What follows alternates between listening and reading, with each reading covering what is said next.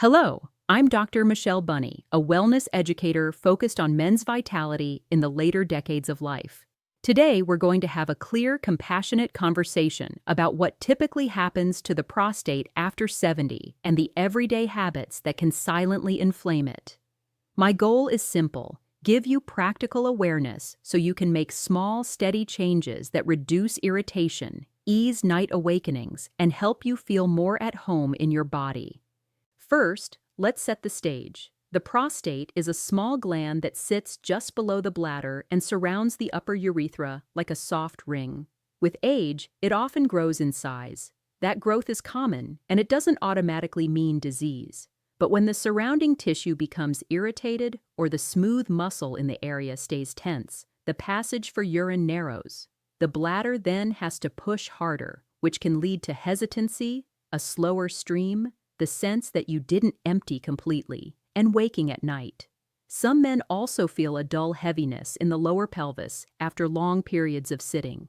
These changes are influenced by circulation, nervous system tone, metabolic health, and the way we move and breathe. In other words, everyday choices matter. The good news is that the body, even after 70, adapts.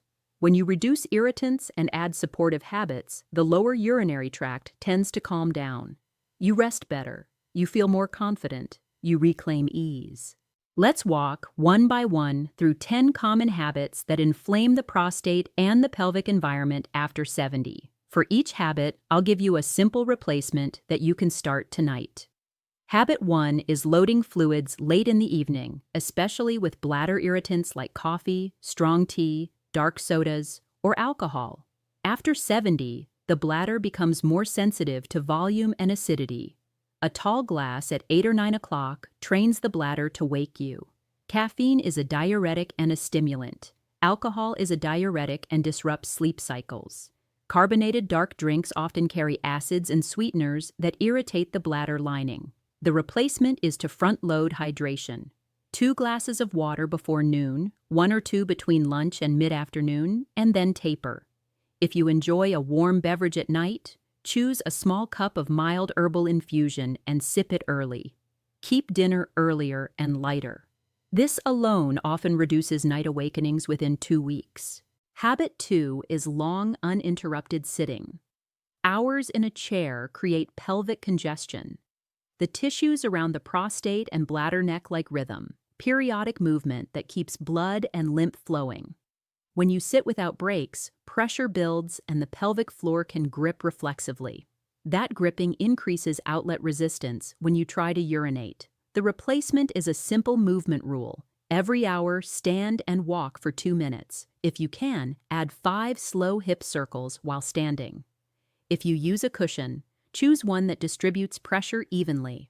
After meals, take a gentle 10 to 15-minute walk to support circulation and digestion.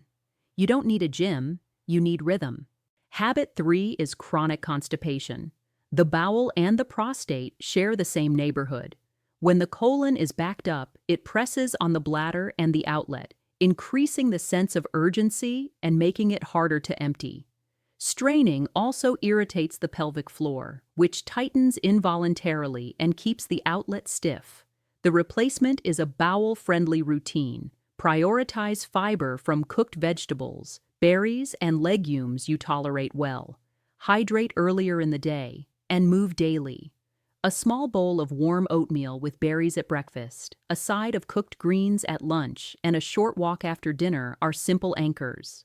If you routinely strain, adopt a footstool in the bathroom to elevate your knees and reduce pressure. The goal is softness and ease, not force. Habit 4 is shallow, high chest breathing and breath holding during the day. The pelvic floor responds directly to how you breathe. When breath stays trapped in the upper chest, the diaphragm doesn't descend fully, the abdomen stays rigid, and the pelvic floor mirrors that rigidity. The outlet then feels tighter when you try to void. The replacement is 5 minutes of soft belly breathing twice a day. Sit tall, 1 hand on the chest and 1 on the abdomen. Inhale through your nose for 4 counts, letting the belly hand rise.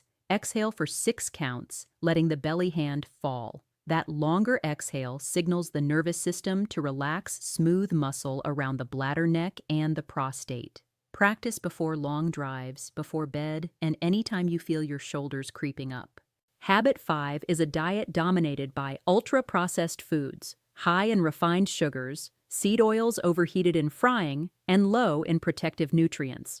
This pattern fuels systemic inflammation, which the pelvic region does not like. It also destabilizes blood sugar, encouraging night awakenings. The replacement is not extreme. Think of a plate that's mostly color and fiber, with a moderate portion of quality protein and a modest portion of healthy fats. Roast vegetables in the oven, simmer beans until tender, choose fish or poultry you digest well, add a handful of berries or a small apple instead of a sugary dessert. Extra virgin olive oil, walnuts in small amounts if tolerated, and herbs like parsley or cilantro add flavor without irritating the bladder. You are building a calmer internal environment meal by meal. Habit 6 is poorly timed medications or overuse of certain over-the-counter products that tighten the bladder outlet. Decongestants with ingredients like pseudoephedrine can make it harder to urinate by constricting smooth muscle. Some antihistamines and remedies with strong anticholinergic effects can also increase retention. In other cases, a diuretic taken late in the day guarantees night trips.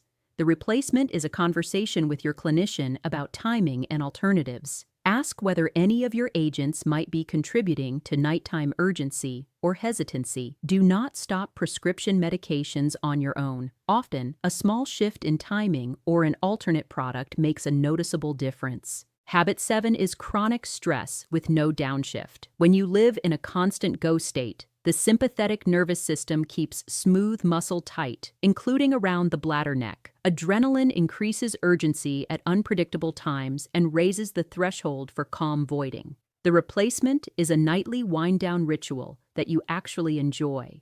Dim the lights an hour before bed. Turn off bright screens. Take 10 slow breaths, read a few pages of something steady, listen to calming audio, or apply a warm compress to the lower abdomen for 15 minutes. If you prefer, use a warm castor oil pack on the lower belly 3 or 4 nights a week as part of your wind down. The aim is to teach your system repetitively that it is safe to relax.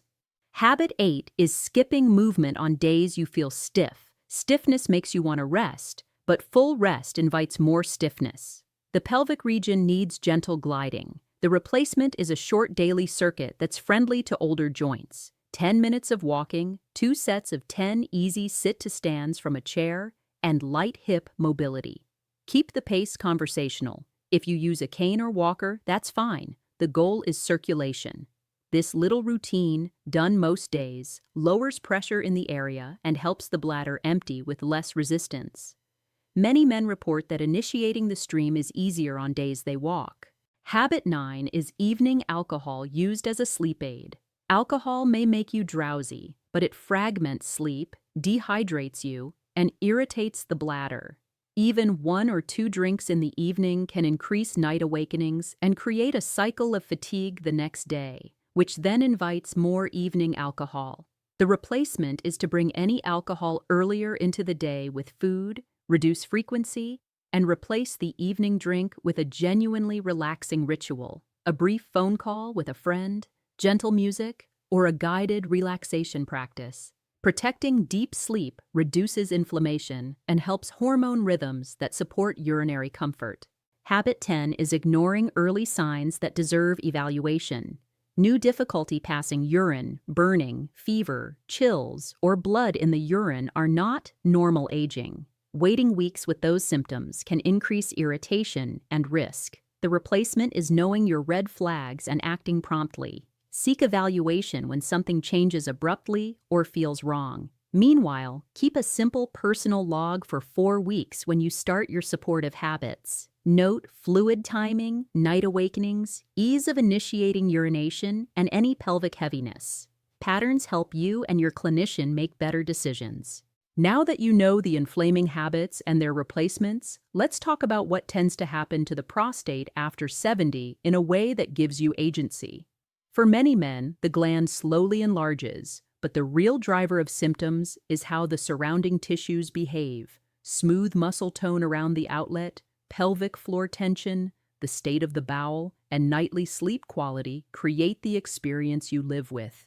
When you soften these areas, the system behaves younger than the calendar. It's not a miracle, it's physiology cooperating with routine. Let's translate this into a simple plan you can follow without effort. In the morning, drink a glass of water upon waking. After breakfast, walk for 10 minutes. If you're on medications with diuretic effects, take them at the time recommended by your clinician, ideally not too late in the day. Have your main fluids before mid-afternoon. At lunch, fill half your plate with cooked vegetables and include a protein you tolerate well. In the afternoon, take a 2-minute movement break every hour you sit. Before dinner, take 5 minutes for belly breathing. Use the 4-count inhale and 6-count exhale. Keep dinner modest and earlier. After dinner, go for a gentle walk. Later, dim the lights. If you enjoy warmth, place a hot water bottle or a warm pack on your lower abdomen for 15 minutes while you read or listen to calm audio. Aim for a consistent bedtime. None of this is extreme. All of it adds up. A few practical checkpoints help you see progress. Notice how long it takes you to start the stream when you reach the bathroom. Notice how your abdomen feels at night, tight and guarded, or soft and willing.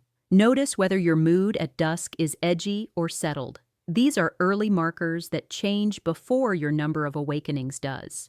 Most men find that with 2 to 4 weeks of fluid timing, movement rhythm, breathing, and a calmer evening, the night pattern becomes more predictable. When nights are predictable, confidence returns. Confidence reduces anxiety, and anxiety is one of the strongest irritants of all. Let me give you a few snapshots from men in their 70s who quietly implemented these ideas.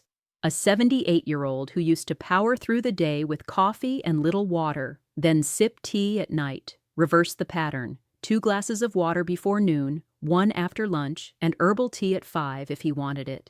He moved for 2 minutes every hour and did 10 minutes of walking after dinner. He still woke once most nights, but he went back to sleep within minutes. His summary was simple. I feel less trapped by my bladder. A 74-year-old retired driver who sat for long stretches added hip circles on the hour, a footstool for bowel movements, and 5 minutes of belly breathing before bed. He noticed that initiating urination felt easier by the end of the 2nd week, and the heaviness he used to feel by late afternoon faded to the background. A 72-year-old who had relied on a nightcap to unwind replaced it with warmth on the lower abdomen and a short call with his brother. He didn't just sleep better, he said he felt more even during the day, and his patience returned. All 3 men repeated the same phrase in different ways. I didn't get younger, but my body started cooperating. If you like numbers, choose 2 metrics for the next month. You might track night awakenings and the time it takes to initiate the stream. Or you could track perceived comfort while sitting in the evening and the number of days you walked. Mark them on a simple calendar. Do not judge daily. Watch the trend. A gradual slope toward steadier nights or easier initiation is a win you can feel. When you see improvement, resist the urge to add 5 new things. Keep doing what works. There are also common questions that deserve calm answers. Can spices irritate the bladder? For some men, very spicy foods in the evening do. If you notice a pattern, shift spicier meals to midday and keep evening meals gentler. What about citrus? A small amount earlier in the day is usually fine, but large amounts of acidic drinks late can irritate. Are there specific foods that seem to help? Many men do well with cooked greens, berries, oats, and olive oil in modest amounts. What about hydration total? Most men feel best around 6 to 8 cups spread through the day, adjusted for body size, activity, and clinician guidance. The key is not only how much, but when. As you make changes, keep a kind tone with your body. Aging is not failure, it's adaptation. When you speak harshly to yourself about night trips or a slower stream, your nervous system tightens. When you approach your body like a patient craft, tension drops. The prostate region listens to tone. Your words are not just commentary, they are instructions. Let's bring it all together in one clear sentence you can carry with you. After 70, the prostate behaves best when your evenings are calmer, your fluids are earlier, your breath is lower and longer, your bowel is regular, and your movement is rhythmic. That is the environment where the lower urinary tract chooses ease over struggle. You don't have to do everything perfectly to feel relief. You only need to be consistent with a few gentle anchors. If today's guidance gave you clarity, pick one habit to change tonight. Maybe it's moving every hour. Maybe it's replacing the late drink with a warm compress and soft reading. Maybe it's 5 minutes of belly breathing before bed. Start small and repeat. If a friend in your life is facing the same questions, share these steps so he can experiment too. And if you appreciate practical, respectful guidance for men's health in the later decades, consider staying close to this community. We will keep building routines that match the body you have now and the life you want to live.